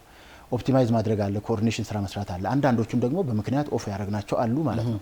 እዛ አካባቢ የራሱ መልሶ የትራፊክ ግጭት እንዳይፈጥር እና ማስተካከያ የሚፈልጉ መንገዶች እና የትራፊክ እንቅስቃሴዎች ስላሉ በዛ ምክንያት ነው ማለት ነው። እዛ አካባቢ ነገራችን ላይ መልካም እዛ አካባቢ ላይ አሁን ቂርቆስ የሃይዌይ የተሰራው ከዚህ በፊት ራበር ነበር የፍጥነት መገደቢያ አብለጭላጭ ነገሮች እነሱም ተነስተዋል። ለምን የተነሳቱ እንደውም በምስል ላይ ካለ ብንመለከተው ጥሩ ይመስለኛል። ዳይሬክተራችን ማሳየት ከቻልክ በተለይ የቂርቆስ አካባቢ ላይ የሃይዌይ ፍጥነት የቄራ ማለት ነው ቂርቆስ ቄራ አካባቢ ላይ የሚገኝ ፈጣን መንገድ ላይ ከዚህ በፊት ነበሩ ረበሮች። አሁን ግን ሙሉ ለሙሉ ተነስተው ምንም ነገር እየታየ አይደለም። እንደውም የፍጥነት መገደቢያዎቹ የሚታዩት የዚህ በአስፋልት የተሰሩ ጉብታዎች ብቻ ናቸውና ለምን ማንሳት ተፈለገ? በምስል ላይ የተመለከተው ነው። ምላሹን መስጠት ይችላሉ።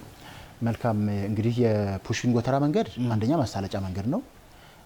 እሱም መንገዱ ኦልሞስት በኮሪደር መልሶ የተሻሻለ መንገድ ነው። ስለዚህ በፍጥነት የሚታለፍበት መንገድ ስለሆነ የፍጥነት መንገድ ስለሆነ ፍጥነቱን እዛ ጋር ማኔጅ ማድረጉን ለጊዜው ትተናል ማለት ነው። ምክንያቱም በፍጥነት እንዲሄዱበት ስላደረግን ያ ብቻ ሳይሆን ኦልሞስት ከዚህ በፊት የሰራነውን የማሻሻል ስራ ያስፈልጋል። የረበሩን አንስተናል ማለት ነው። በኮሪደሩ ነው የተነሳው። አሁን ላይ በፊት ላይ የተለያዩ ክፍተቶች ያሉበት ነበር። ለእይታም ለእግረኞችም ኢቭን ኮሪደሩም ሳያልቅ ከዚህ በፊት በኮሪደሩ ነው ማለት ነው የፊኒሺንግ ስራ የተሰራውና ፊኒሺንግ ስራ ከሰራ በኋላ በፊት የነበረው ብላክ ስፖት ነው። ብላክ ስፖት ሲባል በተደጋጋሚ የትራፊክ አደጋ የሚከሰትበት ቦታ ስለነበር አሁን ላይ ደግሞ ቦታው ላይ የትራፊክ አደጋ በተደጋጋሚ ሲከሰት የነበረው ስለተቀየረና ስለተሻሻለ ሞትን የማያስተናግድ መንገድ ሆኖ ስላገኘን አንስተናል ማለት ነውና በዛ ምክንያት መሆኑን አንደርስታንድ ማድረግ ያስፈልጋል። መልካም አቶ ታደሰም ደግሞ ከመገናኛ ቦሌ ከጎሮ ወደ ኮየም ስንሄድ የእናንተ ባለሙያዎች ራዳር ተደብቀው ነው የሚይዙት። እንደውም በጣም መሰረታዊ ተደርጎ የሚነሳው ያነሱት ጥያቄ በተለይ ከመገናኛ ቦሌ ላይ የፍጥነት ገደብ የተቀመጠልን የለም፣ ራዳር ተቆጣጣሪዎች ግን ተደብቀው ይህንን ስራ ይሰራሉ የሚል ነገር አንስተዋልና ለምንድን ነው መደበቁ ሲያስፈልገው? ሁለተኛ ደግሞ እሳቸው እንዳነሱት በተለይ የፍጥነት ገደብ ልኩን በአደባባይ መስቀል ያልተፈለገው ለምንድን ነው የሚል ጥያቄ አለኝ። መልካም የመገናኛ ቦሌ መንገድ እንደሚታወቀው አዲስ መንገድ ነው። ቅርብ ጊዜ የተሰራ መንገድ ነው። ትልቅ መንገድ ነው። ሌኖቹም ወደ 6 የሚሆኑ ሌኖች የያዘ መንገድ ነው። ይህ መንገድ እንደምታውቁት በጣም በፍጥነት ተሽከርካሪዎች የሚያልፉበት መንገድ ነው። መንገዱ ከተገነባ በኋላ ብዙ ሞቶች የተስተናገደበት ኤሪያ ነው። ይሄ ፍጥነት ቁጥጥር የሚደረገው በፍጥነት ምክንያት የሚደርሰውን አደጋ ለመከላከል ቅድመ መከላከልና ቁጥጥር ለማድረግ ነው ማለት ነው የሚደረገው። ስለዚህ መገናኛ ቦሌ ላይ አንዱ የሰራ ነው የፍጥነት ወሰን በ40 በ50 እንዲሄዱ ፍጥነት ወሰን ምልክት ተቀምጧል ማለት ነው። ስለዚህ እንግዲህ መረጃ የሰጡን ተገልጋያችን አንደኛ መረጃ ኦልሬዲ ምልክቱ መኖሩን በደንብ ቢገነዘቡ ጥሩ ይሆናል። የመረጃ ክፍተት እንዳለ የሚያሳይ ነው። ሁለተኛው ተደብቆ መቅጣትና በፊት ለፊት መቅጣት የተባለው እንግዲህ አንዳንድ እንግዲህ አሁን ወደፊት እኛም አንዳንድ ከተሞች እና ሌላም ሀገር አንዳንዱ ኦልሬዲ እዚህ አካባቢ ራዳር አለ የሚል መረጃ ነው የሚሰጡት። ተደብቆ አለ ማለት ነው ካሜራው የቁጥጥር ካሜራ የትራፊክ ፍጥነትን ማኔጅ የሚያደርግ ስፒድ ቫዮሌሽን ካሜራ ወደፊት ውድ ስለሆነ እንግዲህ ወደፊት እየተከልን እንሄዳለን። አሁን ላይ ተጠቀምና ያለነው ሃንድ ሄልዱን ነው። በሰው ተሸክመው ቁጥጥር የሚያደርገው ነው። ትራፊክ ፖሊሶቻችን፣ ትራፊክ ተቆጣጣሪዎች ይዘውት የሚቆጣጠሩት ማለት ነው። ዋናው ህጉ ተቀምጧል። ያንን የመንገድ ህግ ማክበር ነው እንጂ ተደብቀዋል አልተደበቀም የሚለው መነሳቱ ትክክል አይሆንም ማለት ነው። አንዳንድ ጊዜ በድብቅም ሊሆን ይችላል፣ በታይቶም ሊሆን ይችላል፣ ቦታ በመቀያየርም ሊሆን ይችላል። ቁጥጥር የሚያደርጉ ይሄ ቁጥጥር ስልት ነው ማለት ነው። ስለዚህ ደንበኛችን ህጉን ነው ማክበር ያለባቸው። መረጃውን በደንብ በዛ መሰረት ቢያዩ ጥሩ ይሆናል። ያ ቦታ ደግሞ የተመረጠበት የራሱ ምክንያት ስላለ ነው። ጎሮም ኮየ ፈጬ መንገድም በጣም በፍጥነት የሚሄዱበት ነው። በዛ ምክንያት ብዙ አደጋ ያስከተለ መንገድ ስለሆነ ቁጥጥር ከተደረገ በኋላ በነገራችን ላይ ብዙ ህይወትን መታደግ ተችሏልና የነሱንም ጭምር ህይወት ለመታደግ ቁጥጥር የሚደረግ መሆኑን ቢገነዘቡ ጥሩ ይሆናል። ከልብ ነው የማመሰግነው። መስመር ላይ ስልክ አለ። አቶ ክበበው ስልክ እንቀበል። ሄሎ ጤና ይስጥልኝ። ይመስገን። ማን እንበል? ከጉለሌ እባክዎትን አጠገቦ ቴሌቪዥን ያለ ይመስለኛል ያጥፉትና ወጣ ብሎ ያናግሩን፣ ድምጾት ይረብሻል። እሺ እሺ። ማን እንበላሉኝ? ማን ያሉኝ? ሙሉጌታ ምትኩ። አቶ ሙሉጌታ ከየት ነው? ከጉለሌ። ከጉለሌ? አዎ። ምንድነው ጥያቄው አቶ ሙሉጌታ? ስለዚህ ካወላ ጀምሮ ወደ እቲ ታቀረባለች አይደል? ወደዛ ወደ አስኮ የምንሄድበት ቦታ ላይ ታክሲ መጫን ማውረድም በቃ ኤክስ ብቻ ነው ምልክቱ ማለት ነው። እኛ መጨረሻውን አናውቀውም። የት እንደምናወርድ ባስን ጠቃ ብለን ስናወርድ እየከሰሱን ነው። ጨረታ አይደል ያለው ኤክስ ነው እንዳለ መጨረሻ የሚል ምልክት ምንም የለም። እኛ የምንቆምበት ቦታም የለም። እሱን ለማስረዳ ነው። ጨረታ አካባቢ አሁን ሰሞኑን ጨረታ አካባቢ በቃ የለም። መልካም። ሌላ ጥያቄው ታሎት አቶ ሙሉጌታ? መንገድ ታቶች ደግሞ ሚሊቴር እና ሲቪል የተመደባል አይደል? እሺ። እና ያው ሚሊቴር የተመደበ ሚሊቴሩን ለብሶ ባጁን ለብሶ መቆም አለበት። ስለዚህ እያወለቁ ልብሳቸውን እያወለቁ እኛን የሚያሳድበት ምንም ምክንያት የለም። ያን ያለ ማስረዳ ነው። አንዳንድ እንትኖች ሚሊቴራቸውን እያወለቁ እንትን እያሉ እያስቸገሩ ነው። መልካም አቶ ሙሉጌታ ስለደወሉ ከልብ እናመሰግናለን። ምላሽ ሰጣል፣ ይከታተሉ። ወደ ሌሎች ጉዳዮች ከማለፍ በፊት አቶ ሙሉጌታ ምላሽ ሰጥተን ካወሊያ ጀምሮ ባለፈው ውይይታችን ላይ በተለይ ከመስቀል አደባባይ እስከ ቦሌ ያለውን አንስቼ ነበር። ዛሬም ደግሞ ካወሊያ ጀምሮ እስከ ጨረታ ድረስ ሁሉም ቦታ ላይ ታክሲ ለማቆም የሚያስችል ምልክቶች ሁሉም ኤክስ ናቸው። በዚህም ደግሞ ማውረድ ለመጫን ስንሞክር ቅጣት አለ የሚል ነገር ስላነሱ ለምንድን ነው እንደዚህ እየተደረገ ያለው? በሌላ መልኩም ደግሞ እሳቸው እንዳነሱት የትራፊክ ባለሙያዎችና ሲቪል የለበሱ ባለሙያዎች የደንብ ልብሳቸውን እያወለቁ ጭምር ነው እኛን እየተከታተሉ የሚገኙትና ይህ አሰራርስ ምን ያህል ትክክል ነው የሚል አንስተዋል። አቶ ሙሉጌታ ምላሹት ምንድን ነው እዚህ ላይ? መልካም። ይሄ ከአወሊያ መስመር ያሉ መንገዶች ላይ ምልክትና መላካች መንገዱ ሁሉም ላይ አለ። ነገር ግን ምንድነው ተገልጋያችን ምናልባት ታክሲ የሚያሽከረክሩ ከሆነ ይመስለኛል አደባባይ አካባቢ ከሆነ ከአደባባይ መራቅ ያለበት ርቀት አለ። በዛ ምክንያት ሁሉም ቦታ መጫና ማውረድ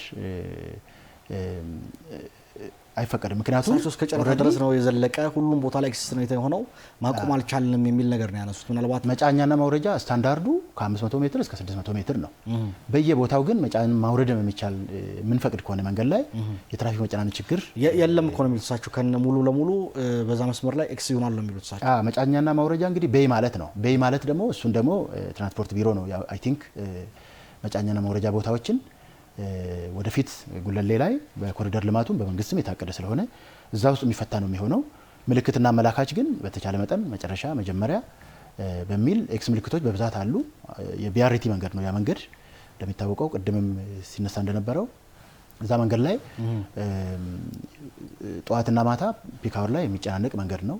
ይሄ ይታወቃል። ስለዚህ ይህን ችግር ለመቅረፍ ጥናትም አድርገናል። እኛ አማራጭ መንገድ እንደሚያስፈልግ ጥናት አድርገን ለመንገዶች ባለስልጣን አሳውቀናል። የመንገድ ኔትወርክና የመንገድ ሽፋን ችግር ያለበት አንዱ ጉለሌ ዊንጌት መስመር ያለ መንገድ መሆኑን በደንብ ጥናት አድርገናል። ጊዜያዊ ሶሉሽንም እንደሚፈልግ ጥናት አድርገናል። እዛ መስመር ላይ የታችሁ ከሆነ ከዊንጌት ወደ ታች ቀለበት መንገድ ላይ አይድል የሆነ መንገድ አለ። እሱ እንዲከፈትና ቢያንስ እዛ ያለውን ትራፊክ እንቅስቃሴ እንዲያስተነፍስ እንዲያስችል ዲዛይን ሰርተን ለመንገዶች ባለስልጣን እንዲሰሩ አቅርበናል። አይ ቲንክ የተለያዩ የስራ ጫና ምክንያት ሊሆን ይችላል ይሄ እንዲሰራ ቢሆን መፍትሄ ይሰጣል ብዬ አስባለሁና በዛ መሰረት መፍትሄ እየሰጠን እንሄዳለን። ከዛ ውጪ ግን የትራፊክ ተቆጣጣሪዎች ደንብ ልብስ የትራፊክ ማኔጅመንት ትራፊክ ተቆጣጣሪዎች ደንብ ልብስ ሳይለብሱ ስራ ላይ ከተገኙ ስትሪክትሊ እርምጃ ይወሰዳል በእኛ በኩል ማለት ነው። ስለዚህ አንድ ሰው ስራ ቦታ ላይ ደንብ ልብሱን ሳይለብስ ከተገኘ ተቋሙ የራሱ አሰራር መመሪያ አዘጋጅቷል። በዛ አሰራር መመሪያ መሰረት እርምጃ እንወስዳለን በእኛ በኩል። እንደዚህ አይነት ካለ ጥቆማ ቢሰጡን ወደፊትም እርምጃ ለመውሰድ በጣም ዝግጁ ነን ማለት ነው። ብዙ እርምጃ ስለወሰድን እንደው አቶ ከበቦ ተደጋጋሚ እየመጣ ያለ ስልክ ጥሪ ስላለ እሱን ደግመን እናነሳው ስለፈለኩ ነው። አሁንም የዚህ የራዳር ቁጥጥሩ የሌባና ፖሊስ ጨዋታ ነው የሚመስለው። የህግ አስከባሪና ስርዓት የማሳስ ሳይሆን ጨዋታው ሌባና ፖሊስ ነው የሚመስለው። እንዲህ ሰዶ የማሳደድ አይነት ባህሪ ያለው የሚል አብዛኛው ደዋያቻችን ጥያቄ ያቀረቡ ስለሆነ እሱ ላይ ያለው ነገር በተለይ እንደዚህ ተደብቆ ማድረጉ ምን ያህል ወሳኝና አስፈላጊ ስለሆነ ነው የሰዶ ማሳደድ ጨዋታ ውስጥ የተገባው የሚል ጥያቄ ማንሳት ፈልጋለሁ። መልካም። ይሄ ጥያቄ በተለያዩ ፕላትፎርሞች ይነሳል። ከተለያዩ አካላት አንዳንድ መረጃዎችን እየሰጠን ነው፣ ግንዛቤም ክፍተት ያለበትን መሆኑን አይተን ግንዛቤ ስራዎችን እየሰራ እንገኛለን። እንግዲህ ለምንድን ነው አሁን የራዳር ቁጥጥር የሚደረገው ለምንድን ነው? በከተማችን አንዱ እንግዲህ የዜጎችን ህይወት እየቀጠፈ ያለው የትራፊክ አደጋ ምክንያት መንስኤው ከፍጥነት ወሰን በላይ ማሽከርከር ነው። ከፍጥነት ወሰን በላይ በማሽከርከርና ይህንን ደግሞ ስርዓት በማስያዛችን ፍጥነትን ሊሚት በማድረግ የተለያዩ ስፒድ ካልሚ ሜዠሮችን በመውሰድ እዚህ ላይ የተለያዩ ግንዛቤ ስራዎችን በመስራት የማስተማር ስራ በመስራት ብዙ ካምፔኖችን ስራ በመስራት ሶስተኛ ላይ ደግሞ ፓራሌሊ የቁጥጥር ስራ በመስራት ብዙ ዜጎችን ህይወት መታደግ ችለናል። ስለዚህ ቁጥጥሩን ብንተው ብዙ ዜጎች ህይወታቸው ያልፋል። ስለዚህ ባለን አቅም ነው ስራ መስራት የምንችለው። አሁን ያለን አቅም ራዳር ነው። በራዳር ነው ቁጥጥር የምናደርገው። ይሄ ራዳር ቁጥጥር ደግሞ በከተማው በተወሰነ በጀቱ ውድ ስለሆነ ራዳር ማለት ነው ውስኖችን በከተማው አቅም በጀት ይዘን ግዢ እየፈጸምን ነው። በብዛት ግን ከአጋር ድርጅቶች በልገሳ መልክ ያገኘናቸውን ነው እየተጠቀምን ያለ ነው። አቅማችን ደግሞ አሁን ላይ ከተማ አስተዳደሩ ልዩ ትኩረት አድርጎ እዚህ ላይ እየሰራ ነው የሚገኘው። ተቋማችንም የተለያዩ አካላት በማሳተፍ ጭምር በፐብሊክ ፕራይቬት ፓርትነርሺፕ ጭምር ይሄ የተለያዩ ትራፊክ ካሜራዎች ግዢ እንዲፈጸም ስራ እየሰራ ነው የምንገኘው። ወደፊት እንግዲህ ከሰው ንክኪ የሆነ ሰውም እንግዲህ ተሸክሞ ነው የሚቆጣጠረው። አድካሚ ነው ስራው እንደምታውቁት። ስለዚህ ከዚህ ውጪ የሆነ በየኮሪደሩ ላይ የትራፊክ ካሜራዎችን ግዢ ፈጽመን ስንተክል ያኔ ይቆማል ማለት ነው። ኦልሞስት ስልኩ ላይ ቤቱ ላይ ቅጣት እንዲደርስ የሚሆንበት ስርዓት አለ። እኛም አንዳንድ ኮሪደሮች ላይ ወደ ስራ ለመግባት በአጭር ጊዜ ስራ ውስጥ ገብተናል። ስለዚህ ይሄ ችግር ወደፊት እንግዲህ የራዳሩን ወደ ቋሚ ፖሎች ላይ ተተክሎ ቁጥጥር እንዲሰራ የምንሰራ ነው የሚሆነው ማለት ነው። አንድ ቪዲዮውን ከታተልና በተለያዩ ቦታ የተሰበሰበ አነጋግረን የእናንተ ደንበኞች ያሰባሰብነው ቪዲዮ አለ። እሱን እንመልከትና የሚያነሳሹ ጥያቄዎች አሉ፣ ምላሽ ይስጡበት። ውድ ተመልካቾቻችን አብራችሁን ቆዩ። እየተከታተላችሁት የምትገኙት አገልጋይ ፕሮግራም ነው። እስኪ አብራችሁን ቆዩ፣ ተከታተልን እንመለስ።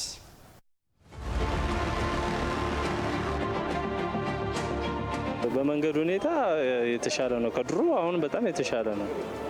ግን አሁን ችግሩ ምንድነው? አሁን እኛ ተርሚናል ውስጥ ገብተን እዚህ ጋር በምንቆይበት በሱ በምናምን ነው እንጂ በሌላ በመንገድ በትራፊክ መጨናነቅ ምናምን የለም። ዲያስፖራ ጋር ያለ በጣም እንቅስቃሴ ነበረ። ለምን ሰውም እዛው ነው፣ ባስም እንደዚህ የመጨናነቅ ምናምን የለበትም። ታክሲም ሰውም ይመጣል፣ እኛም አጠገባቸውን ያለ ነው። ለኛም ጥሩ እንቅስቃሴ ነበረን። አሁን ግን እዚህ ከዛ ካለው ተነስተን እዚህ ጋር ከመጣን በኋላ ግን ቦታው ይታወቃል መታወቅ ግን ከዛ ከዲያስፖራ እዚህ ድረስ ለመምጣት በእግራቸው ይደክማቸዋል። አንደኛ አቅመ ደካማም አለ፣ ወጣቱም ሆኖ የደከመም አለ፣ መሄድ የማይፈልግ አለ። እንግዲህ ብዙ አመት ወደ 25 አመት አሽከርክሬያለሁ። አሁን ያለው ነገር በጣም ለውጥ አለው። በጣም የመንገዱ ጉዳይም ለውጥ አለው። አሁን እዚህ ነው እኛ ይዘጋጋል። ግን አሁን ምንድነው ተርሚናሉ ትንሽ ራቅ። አሁን ከዛ ከክፍለ ከተማ ሰው እዚህ ድረስ ይመጣል። ከዛ ደግሞ አሮጊቶች አሉ፣ አደም ደካሞች አሉ። እነሱ መምጣት አልቻሉ እና ረጅም ሰዓት ደግሞ ቆማል። 2 ሰዓት 3 ሰዓት ያህል ቆማል። ቅጣቱ በዝቷል። የቅጣቱ ጉዳይ በዝቷል። ለምን ብትይኝ አሁን ከሺህ በታች ቅጣት የለም። እሱም እንደው ፍቃደኛ ሆኖ ከልቡ በቃ ማለት ጥሩ ትራፊክ ከገጠመሽ 500 ብር ሊከሰሽ ይችላል። 500 ብር ነው በቃ ዝቅተኛ የሚባለው። በቃ ምልክቱ አሁን ምሳሌ ምን አለ መሰለሽ፣ አሁን ከመገናኛ ከዲያስፖራ አሁን ጀምረሽ እዚህ ሾላ ድረስ መቆማችም ሰው ራሱ ይዘሽ መተሽ ከላምበረትም ከምንም ሰው ይዘሽ መተሽ መገናኛ ጋዚ ሳይሻገር ነው እንጂ መታወርጁ መብራቱን ተሻግረሽ ማውረድ አቺም። አሁን ማኔጅመንት አንዳንዴ በስምሪት ቁጥጥሩ ዙሪያ ራሱ እዚያውን ሁላችንም ማለት ነው በየመስመራችን እንሰራለን አይደል? እዚያውን ብዙ ሰው የለም እንደምታየው ማለት ነው። ሰው ደግሞ የበዛበት ቦታ አይደል? አሁን አንዳንዴ እዚህ የበዛ መኪና ሻልሻል የሚሆን ወደዛ እያሰማራ ቢልክ ምን ቢል እየጻፈላቸው ጥሩ ነው። እዚህ ብቻ አይደለም፣ እዚህ ነው ሰው ሲበዛ ከዚህ የሚልኩት የተባበሩት ከታች በጣም ሙሉ ቀን ሰልፍ፣ እዚህ ደግሞ መኪና ቆሞ፣ እዛ ደግሞ ህዝብ ብቻ ህዝብ ከዛ እዚህ ድረስ ነው በእግር የሚመጣ። ሁለተኛ ነገር ደግሞ ከክፍለ ከተማው እዚህ ድረስ በእግር ህብረተሰብ ሲመጣ አስቢ በርቀቱ። ቅጣቱ እንግዲህ ያው ሆኗል። እንግዲህ ያለው ነገር እስከዛሬ እየተቀበልን ነው። ያው ዞሮ ዞሮ ምን መሰለሽ ረጅም ዓመት ያሽከርከር ያለው ካላጠፋሽ ማንም ሰው ይናገርሽ። አለማጥፋት ነው ትልቁ ነገር። 2000 ሆነ 3000 ሆነ እርግጥ ሊበዛ ይችላል። አሁን ካለው ነባራዊ ሁኔታ ሊበዛ ይችላል። ግን አለማጥፋት ነው በቃ መጠንቀቅ፣ ከጊዜው ጋር አብሮ መሄድ። የምሰራው ከዚህ ላፍቶ ነው ወይም ከሜክሲኮ ሳሪስ አቦ ነው የምሰራው። ያው ለውጦቹ ጥሩ ነው። ለመቆሚያ ቦታ ተርሚናል ተሰርቶልናል። እዚህ ጋር እንደምታየው ነው።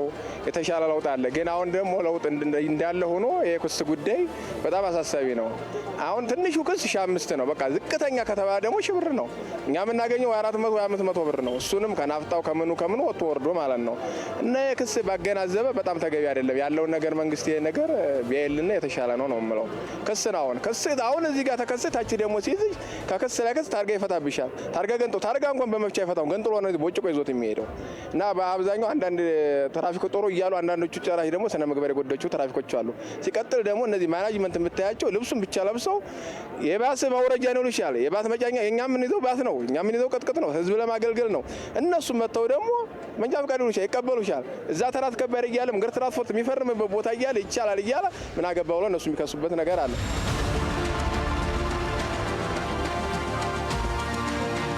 ሲስተም እንኳን የለም። ሄደን ነው እንትን ምከለው ካሽ ነው የምንከፍለው። መግቢያና ማውጫ አላቸው። አሁን እነሱ 2 ሰዓት ላይ ሲባል 2 ሰዓት አይገቡም። የሚወጡበትና የሚገቡበት እየተከበረ አይደለም ሰዓታቸው ማለት። አሁን እንደሱ ቢከበርልን ጥሩ ነው።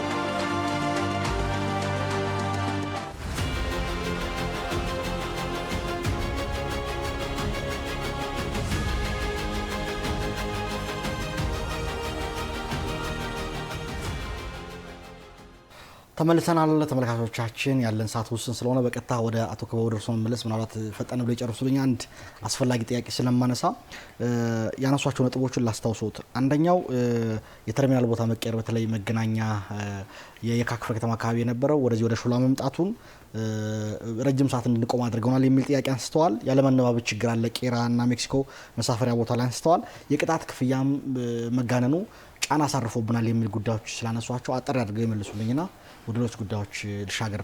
መቅረት የሌለባቸው ነጥቦች ስላሉ።